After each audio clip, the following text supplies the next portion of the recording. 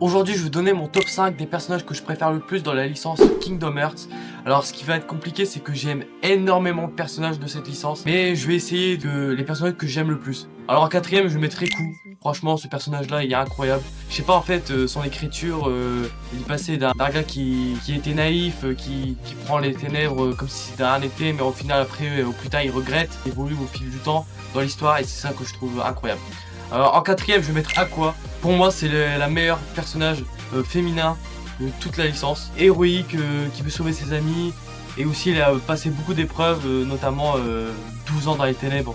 Franchement, je sais pas si on se rend compte. Elle s'est sacrifiée pour sauver son ami Terra. Ensuite, top 3, jeune Xehanort. J'aime beaucoup son chara-design et j'aime beaucoup aussi l'histoire du voyage dans le temps. Alors certes, pour certains, ça n'a pas été beaucoup apprécié. Moi, ça l'est. J'ai trouvé le concept sympa. C'est l'un des boss les plus difficiles de la licence dans Birth by Sleep, hein, la mystérieuse figure. Combat acharné sur ce boss là, il est trop punitif. Heureusement qu'il est pas comme ça dans 3D.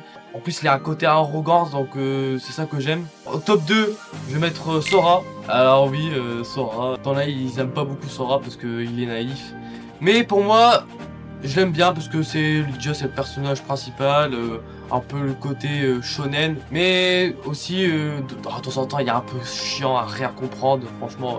Qu'est-ce que tu veux dire? Qu'est-ce que tu veux dire? Combien de fois je l'ai entendu dans toute la série? Mais c'est ce côté naïf et un peu bête, un peu sympa, même si de temps en temps c'est un peu chiant. Et ensuite le top 1, bah, c'est Roxas. C'est l'un des personnages les plus touchants de l'histoire. Avec ce qu'il a vécu dans l'organisation 13, franchement, il a vécu dans une ambiance assez sombre.